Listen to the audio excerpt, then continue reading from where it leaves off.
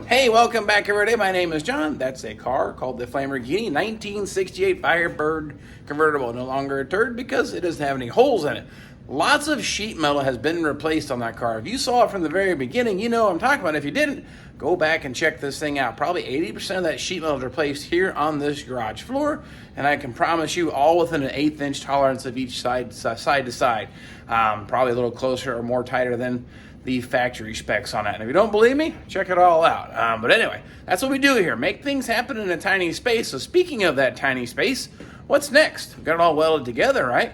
And I said most of that metal has been replaced, but the parts that aren't been replaced, that kind of sounds funny, needs cleaned up. It's got a little bit of surface rust, some pitting, and sometimes just paint. So how do we clean it off? How do we get to it? That's what I want to show you here and what the plan is to make this happen on the cheap side. All right, now the Firewall is pretty much all original. The cowl pieces here I did replace. I determined that they were easier to replace the entire thing because you had to take it out to get to the rocker panel, but that's a story for a different day.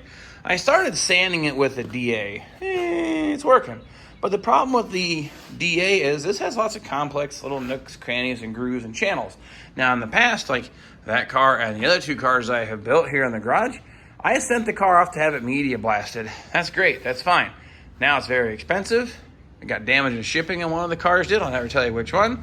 I don't want to take that risk again. So I'm trying to find a different method to do it here in-house, not to mention the money I could save. They're still wanting to charge about $1,800 now to media blast this empty shell. Not the doors, not the trunk deck, but this shell. And I still got to get it to them and trust they don't screw it up or have a kind of problem or something goes sideways. So I just been doing some brainstorming, doing some thinking. So here's the clues here. Little bags of plastic. Face shield because this stuff hurts, and this guy right here. I'm going to do some more blasting in the garage again. I've done it in the past. I used to have a big industrial blaster. It worked, but it was loud, had to rent a compressor, horrible mess. So I'm going to step this down to more of the average garage guy possibly could use at home, and we had to do some mods. I'm going to show you on that. What we have here then, basically it's a blasting booth in a bag, and it's 2 mil plastic.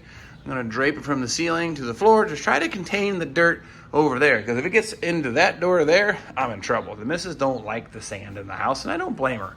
Who wants to have a beach in your living room? So, but the advantage of using this is it gets in all the weird shapes and contours, and I can strip all this out. Especially, everyone knows how wrinkled up these firewalls are from the factory. And even this channel here, how do I get that all cleaned out? The spot welds and everything. I think this is going to be our best method, is get this thing rolling and get it going. So I'm not going to show you how to hang plastic from the ceiling to the floor. I think that's self-explanatory. So I'm working on doing that, and we'll get you in here and show you what we did to this. Check this out. We're all in the clubhouse now, made of plastic. But anyway, you are hanging out here inside with me. What I ended up doing, like I said, this is 2 mil plastic. You see that black strip? I took a layer of duct tape, so when I stapled it to the ceiling, it didn't just pull the plastic through. I had to dial the staple gun way down, but you get the idea. It takes a little creativity, but I now have me a tent to help contain the beach effect. I don't want to get that into the house. So, and the other idea is that this plastic, I can potentially sweep it up, sift it, and recycle it. Because what I'm using for blasting is this stuff right here. I get it from Menards, and not everybody has Menards. I understand that. But this is black blast. It's pretty fine grit. It's kind of like beach sand, or maybe a little finer. Now, anything bigger than that, it just doesn't really cut. But this stuff cuts pretty quick. I typically use that $7, $8 a bag. I don't know, but that adds up. So I'm hoping to recycle it. Now, what I've done here, this is your run-of-the-mill pressure blaster. This is a 10-gallon one. Missing the axle out of the box, so a piece of all threads. You know how it goes. Just make it work. I learned this from a couple other YouTubers and Mike from Lake and Lodge Garage. These little clamps, this little doohickey right here, that shakes the crap out of this thing. It keeps the sand from packing in the bottom and keeps it flowing a lot better. So that's a $20 or $30 upgrade. That's all that I've done to this one, except for we did change this to a ball valve instead of the dead man switch. Well, do what you want with that information. Dead man switch is probably safer, but this seems to work better. Again, the reason we share this stuff on YouTube is share the good, the bad, and the ugly. So you don't have to start from the beginning and try to re-engineer what wasn't engineered right to begin with. We can watch videos, share what works, what don't work. I learned this really helped out immensely, so I felt it was worth the mod. That's the only mod that I've really done to it so far. At this point, I put 1 bag of sand in it, poured it in, shut the top there. I've got mine set at about 85, 90 PSI, somewhere around there. And I've got this valve almost wide open. This is what pressurizes the tank. And the bottom one, I've got about half open at this point. So it's kind of a balancing act between the flow out of here and the pressure out of here and what it's going to do there. But I'm going to show you a little bit of sampling. I'm going to keep dialing it in. Once I find the most ideal setting, I'll let you know. But like I said, what's coming into it is about 85, 90 pounds. That might be too much, but we'll find out here. So I'm going to start blasting a little bit and show you what that looks like here on the Firewall. Now this spot here is where that hidden vent is at. So I'm going to hit that right quick, see what it does.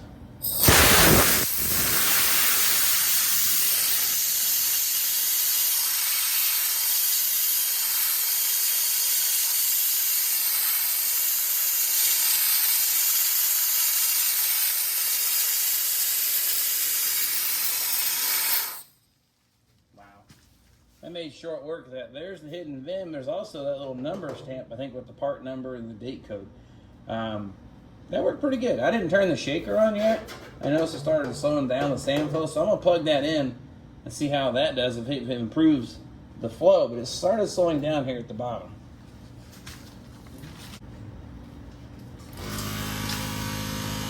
That's not too loud. All right, let's see how that does now.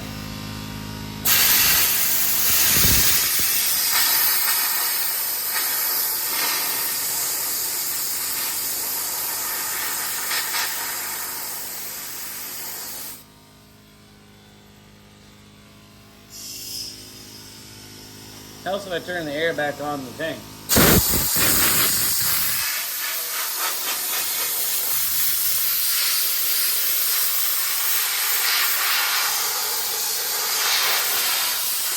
All right, I'm going to do this part of the Firewall. What happened was I forgot to turn the air back on in the tank. That's why it actually slowed down. So we're going to try this here and see how quick it does in all those weird contours. All right, and nothing.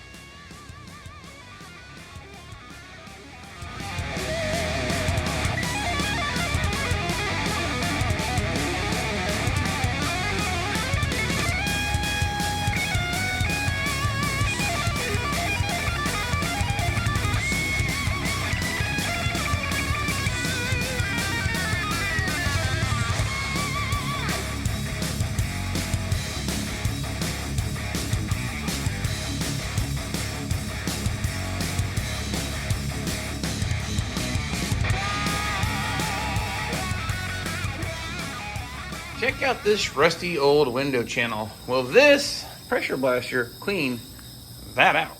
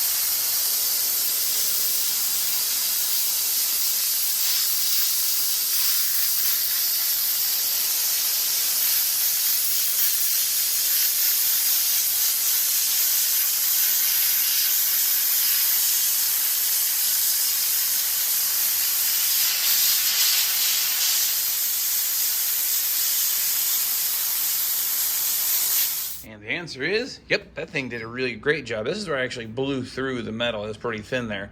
But you can see the craters, how it's cleaning it all out there. Works surprisingly well. Super happy with it. Still have to do some patching on that, but I just built this right through this window channel, and it's actually looking really nice. Now look at this up close. This does a really nice job. Gets in here between the layers of that firewall and the cowling, so it gets it really clean. Take care of all the little grooves. I don't have that much time invested in this, but looking at the end results, I'm super happy. I went ahead and even blasted the tag, kept it further back and didn't warp it, so I like it. I think it's gonna work out really great. It's gonna be a super useful, helpful tool. Even around all this stuff here, cleaned up very nice. All I had to do is go across it a couple times, took it down to bare steel just as quick as can be. So super happy with that. I see myself doing a lot more cars this way. All right, so I have burned through one entire bag. It's a little warm in my little tent of fun. And look at this, the entire firewall, even down the transmission tunnel, that's the original metal, was blasted with one bag. Now, as you can see, the floor is basically black and so is the plastic. Again, I swept the floor up real nice prior to. I could probably scoop that up and sift it and recycle it. I probably will, because I'm cheap. But you can only get 2 or 3 good cuts out of it. The sand actually breaks down, kind of turns into a powder. And the other thing is an absolute lifesaver is this bad guy right here. As you can see my face, I don't have sand all over it. My shoulders a little bit, but this thing was worth, I think it was $15 from Menards. So these ones we use at work, I like them. So that's it. Blasting in a bag. Here's your blasting cabinet. Use this little thing here. You can get these from pretty much any place. This wasn't a donation. This wasn't sponsored. This is just one I think I bought from the Jungle Store, about $100. You can buy the smaller one. Probably work out about the same. Put your little vibrator, shaky thingy on it. But just don't forget to turn the air on to the tank, because I had it on to check the pressure and I never turned it back on, and actually blasted for quite a while. So I've used a siphon feed roll around spot blaster for years, since I was probably, it's probably 20 some years old. Oh gosh, 30 years old. I forgot how old I was. Good gravy. It works okay, but the pressure blaster, first time I've used it, way better and worth the effort. So anyway, you see how to blast a car in the garage. I'm gonna keep doing that. I'm working on the window channel because it needs some doctoring up. But I'm gonna have, even purchasing the sandblaster, $100. A little shaker thing, $25. Bags of sand, I'm out less than $200 in materials and tools to blast it here myself. And if I do another car, I have materials and tools, it's only going to be materials. So you'll probably have $40 or $50 in sand. So this is how I'm going to do this from now on. And it's kind of fun. So hey, I appreciate you following me on the journey of the old Lamborghini. We got the blasting booth built. I'm going to finish blasting this, and we'll catch you when we go ahead and get this thing painted on the next go-round. Hope to see you then.